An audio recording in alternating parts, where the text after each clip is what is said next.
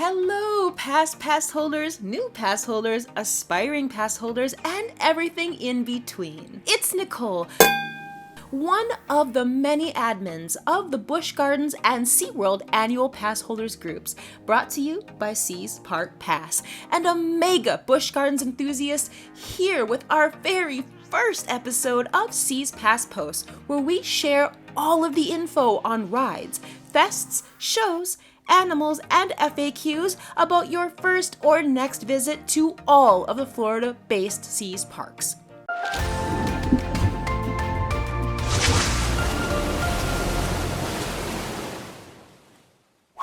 Today, we're gonna try almost all of the food at Bier Fest, held here at Busch Gardens, Tampa Bay at the end of the summer, just after those kiddos fall back into the school year. This year, it's held weekends and Labor Day from August 13th through October 31st. Now in its fourth year, Bier Fest is absolutely one of my favorite festivals. What's better than brew-inspired dishes and desserts, over 50 cold beverages on tap, bourbon, mixed drinks, live music, amazing animals, and coasters. The best place to be for the fest is just a few quick steps down from the entrance to Iron Gwazi, but the best place to start your Bier Fest experience is actually before you even get to the park. And that's on the Busch Gardens app, where you can select an 8-item or 12-item sampler at prices ranging from $50 to $65. These are a fantastic way to get a taste of many menu items for one convenient price. And if you're a pass holder, you'll find a 15-item lanyard for the price of the 12, and on select weekends, additional free sample vouchers, so you'll have more than enough opportunities to eat and drink your way through the day. If you do purchase your lanyard ahead of time, you'll find you can redeem it here at the welcome station. You can either print out your receipt or show them the barcode that will be emailed to you to redeem your purchase. And don't forget to print your free sample at the guest kiosk just outside the park gates. If you are not a pass holder, no worries. These lanyards are available at the listed price, or you may buy individual dishes or full-size beverages from any stand. Like previous years, Bier Fest is split up into stations, usually contained in this area of the park. But this year's stations, 15 through 20, are scattered a decent trek throughout the park, so bring some comfy shoes, beer lovers. You'll find a full menu and comprehensive map on the website. We'll link that down below. I know I had my eye on a dozen tasty looking treats, and I can't wait to share my favorites. And don't worry about writing it down, I'll list my must-haves down below. Our first stop is right here in Gwazi Alley, where you'll find 3 incredible brewing company kiosks, including some local favorites like Florida Brewing Company, Cigar City Brewing, and Yuengling Brewery. And each stand has 4 top quality IPAs, lagers, and ales. Here at Station 4 is the first and secretly the best food station in the fest. Here at Brews and Shoes is the tastiest and notably a fan favorite hot chicken slider with habanero honey drizzled all over, a small heap of coleslaw, and 2 delicious B&B pickles. It's tender, moist, and the mix of sweet and heat over the crunch of the chicken is undeniably perfect.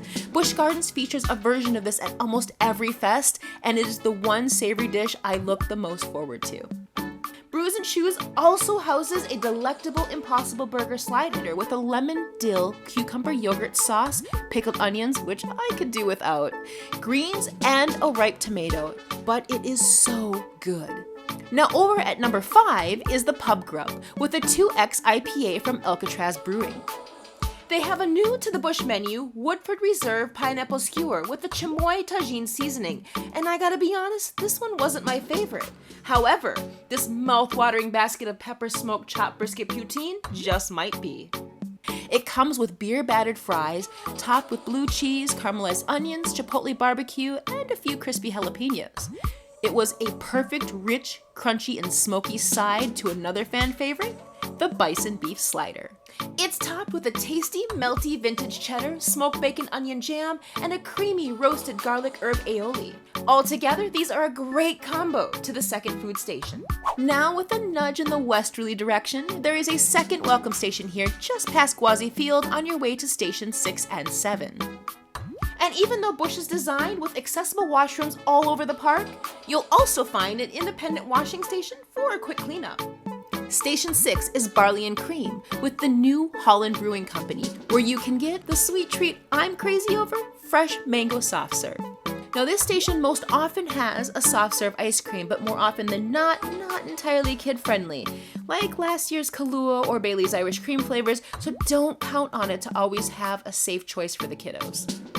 Just across the court is a permanent figure in the Busch Gardens Fest experience, Sam Adams Bites, where you'll find 2 Sam Adams flavors on tap, a Boston lager jambalaya with andouille sausage, shrimp, and pork tossed with okra and Cajun rice, and another fan favorite, a tender braised short rib served on a creamy onion mashed potato. It's so good, I finished every last bite. And did I mention they also have a rich German chocolate cake parfait? If you like coconut, this one's for you. Inside Garden Gate, that giant glass wall building at the far corner of the court, is housed the Busch Gardens namesake stand with the highest selection of commonly found beers like Bud Light, Michelob, Corona, and Modelo. A few frozen cocktails, pretzel sticks, an olive medley with spicy chorizo and manchego cheese, yum, and our 4th fan favorite, mine as well, the Mojo roasted pork pub chip nacho platter with crisp blue corn chips loaded with pepper jack, avocado crema, and a generous pile of that roasted pork. It is to die for. Just outside Garden Gate, if you take the right path on the left, you'll almost be back to where we started. But to keep in chronological order, we'll need to head right back to Xcursions, where you'll find Station 9 and 10. Station 9 is the Woodford Reserve, a bourbon tasting station stocked with rye whiskey, double oak, and wheat whiskey. Number 10 is where I get the only drink that I search for every fest, and that is the Tropical Mimosa, a fresh pineapple and mango champagne mix. And though they are claiming it's new, I know better. It's heaven for my sweet sippers. Xcursions also carries a fresh fruit sangria and a selection of whiskey-infused delicious cupcakes. Not only do you get 2 with your lanyard punch, but they come encased in molded plastic for safe transport home after a long day and a full belly. Now back outside Xcursions, you'll find On the Vine, the 11th stand, and Xcursions' own wine bar. But I have to say, all my attention is on Station 12, the Jack Daniel's Whiskey Hut and the Tennessee Fire Whiskey Beignets. I have given away my favorite dishes, my favorite drink, but this is the best dessert in the park. I celebrate every time they announce the beignets as one of the selections. In fact, I'd go for just one bite of one.